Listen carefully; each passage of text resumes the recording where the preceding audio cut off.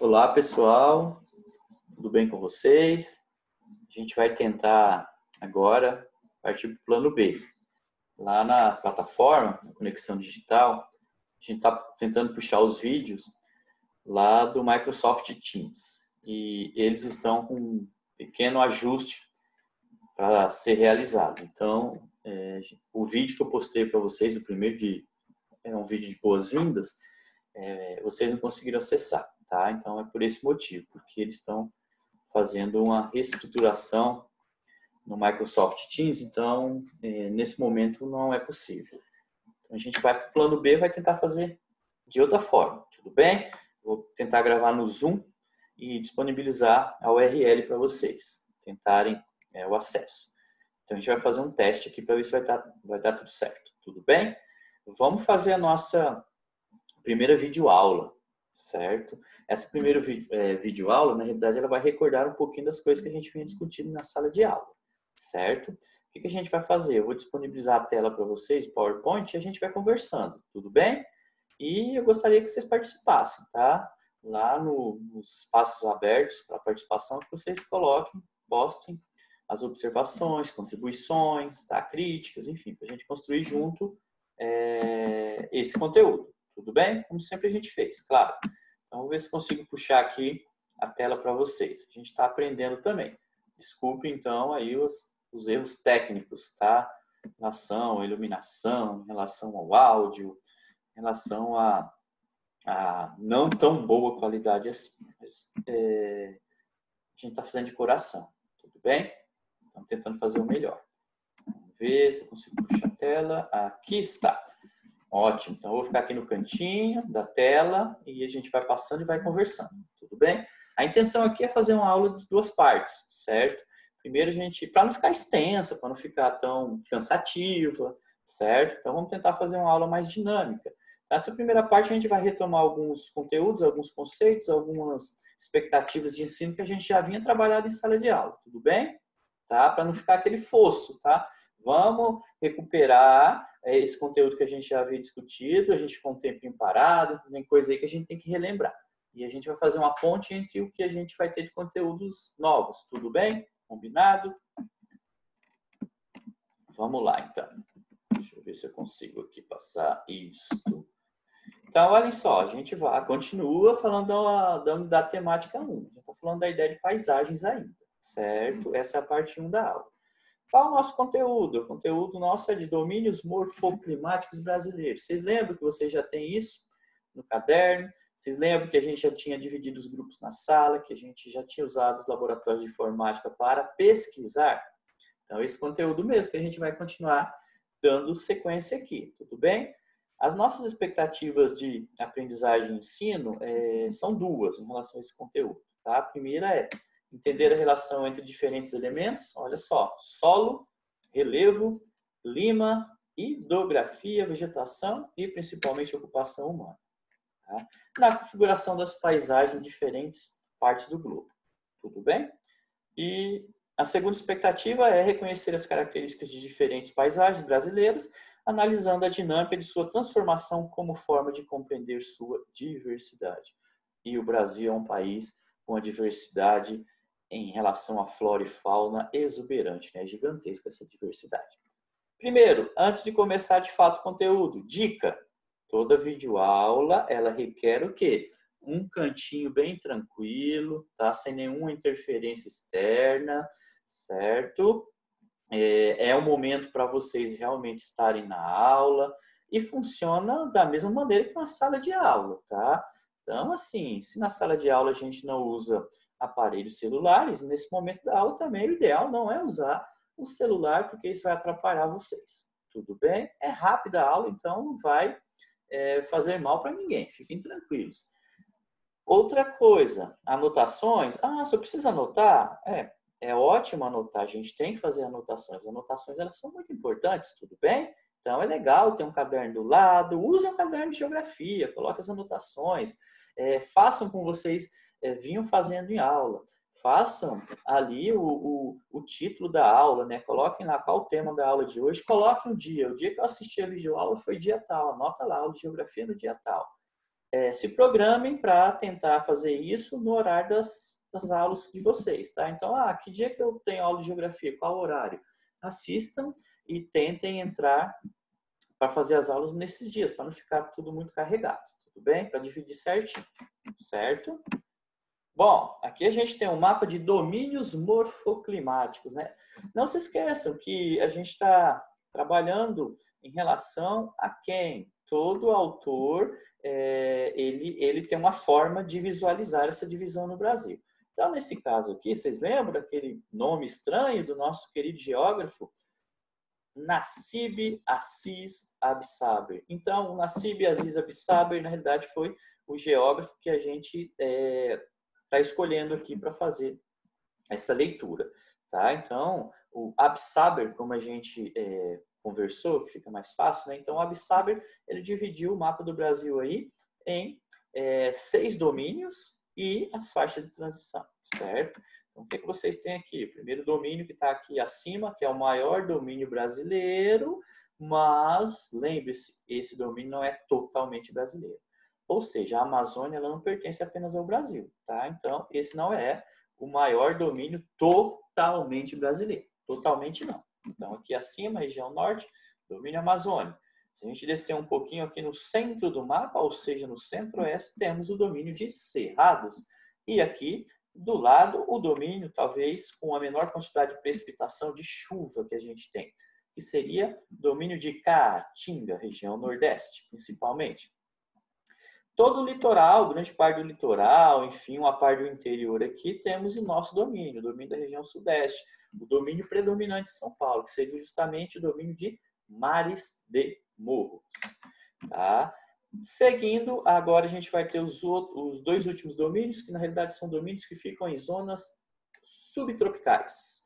Tá? São os domínios que ficam localizados na região do sul.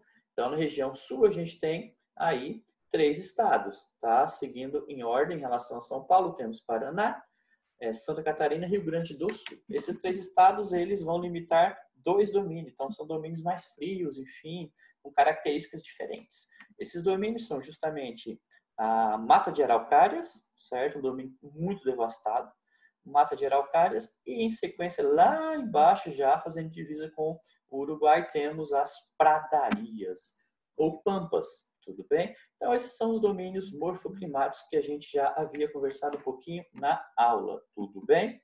Seguindo, aqui a gente tem a diversidade. Diversidade em relação ao Brasil, né? Então, veja que diversidade, né? Floresta amazônica, caatinga, mata atlântica, cerrado, mata de araucárias, campo. Então, a gente tem... O Brasil é um país continental, é gigantesco, né? A porção de território do Brasil. Então, no Brasil, na realidade, a gente tem desde áreas muito secas até áreas frias, áreas equatoriais com quantidade muito grande de chuva, enfim. Então, a diversidade é gigantesca, tá?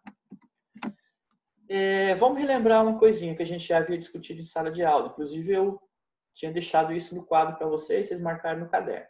Para quem não tem isso no caderno ainda, quem faltou, quem não conseguiu anotar tudo, enfim, é o momento agora de vocês anotarem. Como a aula vai ficar disponível, vocês podem dar pause nessa aula, enfim, e ir copiando, tudo bem? Isso é interessante vocês terem no caderno. O que a gente fez aqui? Com o material de vocês, né, o material em relação ao que a gente vem trabalhando, que seriam as orientações, né, didáticas, enfim, o livro de vocês, o caderno do aluno de vocês, aqui nessa parte, a gente tem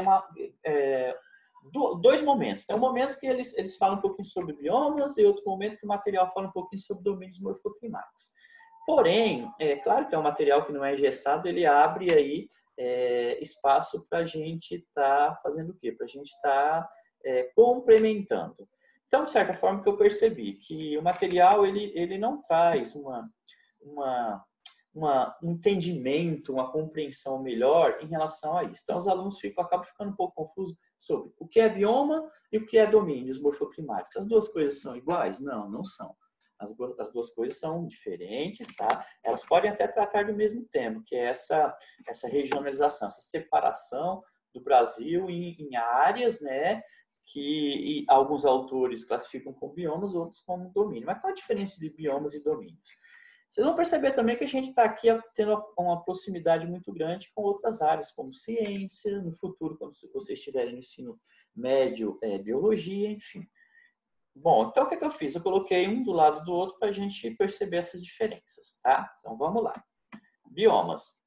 A classificação de biomas, essa separação, essa divisão, ela é dada pelo Instituto Brasileiro de Geografia e Estatística, IBGE, certo? Já os domínios, como a gente já comentou, ele é dado por quem? Por Aziza Nassib Absaber. Então, o Absaber, que é o geógrafo, né? O professor Absaber, ele por muito tempo foi professor da USP, enfim, ele faleceu já há alguns anos, mas deixou um legado gigantesco. Então, perceba que a classificação é diferente. O que mais é diferente? Biomas, conjunto de ecossistema, com algumas características em comum, dentre elas, flora e fauna.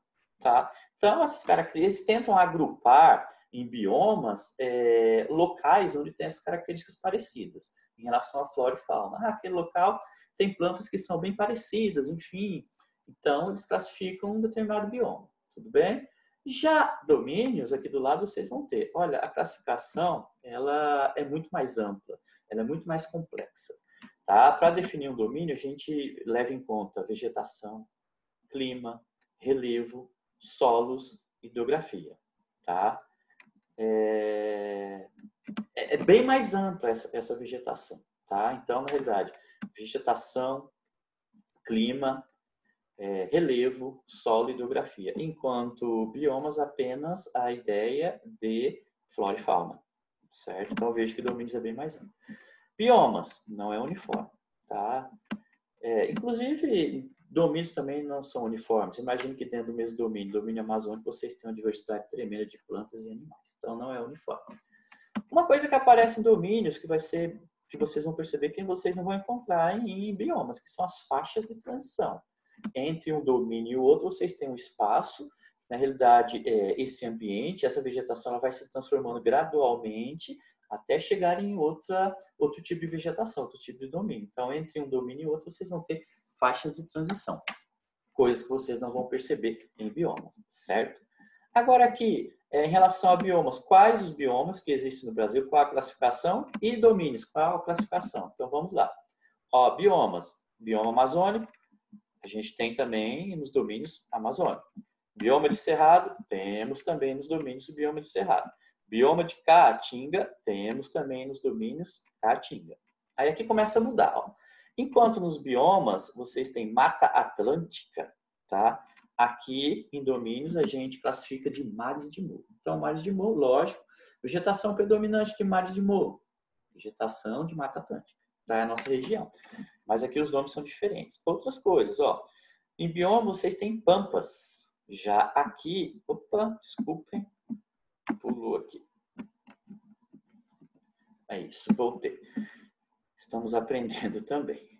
Aqui vocês têm pampas em biomas, enquanto em domínios vocês vão ter araucárias e pradarias. Veja que os nomes mudam, tá?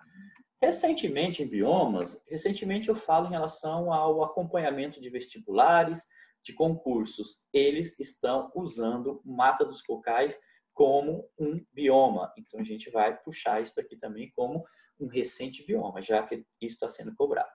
Tudo bem? E aqui em domínios a gente tem as faixas de transição. Bom, pessoal, eu acho que dispensa maiores comentários. Como a gente já trabalhou em sala de aula, a gente está fazendo aqui uma retomada de conteúdo, tudo bem? Então, você já tem isso no caderno, provavelmente, anotado. Aqui é só para relembrar algumas coisas, tudo bem? Seguindo. Bom, o que são domínios? Então, vocês, na realidade, têm aqui o domínio morfoclimático, é uma classificação geográfica que engloba aspectos naturais, como clima, solo, clima, hidrografia, vegetação, relevo e solo. Tá? E, de certa forma, predominantes em uma determinada área e a forma como eles se relacionam entre si.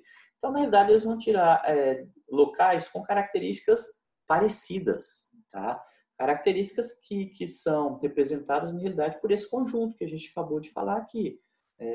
Clima, como é o clima do local, como é a hidrografia do local em relação a rios, tá? Vegetação, relevo e solo, que o solo também tem uma contribuição muito grande em relação a isso. Dependendo do tipo de solo, a gente tem um tipo de vegetação. Tá? Então, domínios, na realidade, são isso. São porções do nosso território que têm características parecidas, elas são agrupadas em um mesmo domínio. Tudo bem? Até aqui? Beleza. Além dos elementos naturais, clima, hidrografia, vegetação, relevo, solo, o que mais pode contribuir com a identidade e transformação da paisagem? Estou provocando vocês, estou questionando. Pensem um pouquinho. Vou dar um tempinho para vocês pensarem sobre isso para responderem essa questão. Pensem. Além de todos esses elementos, o que mais pode contribuir com a identidade e transformação da paisagem? É fácil essa? O que seria?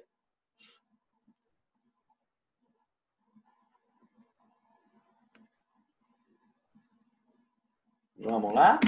Fácil, fácil, né? Acertou quem falou a ação humana, o ser humano, né? Ele super transforma o meio ambiente. Talvez seria uma das coisas, das forças mais transformantes que temos aí no planeta Terra.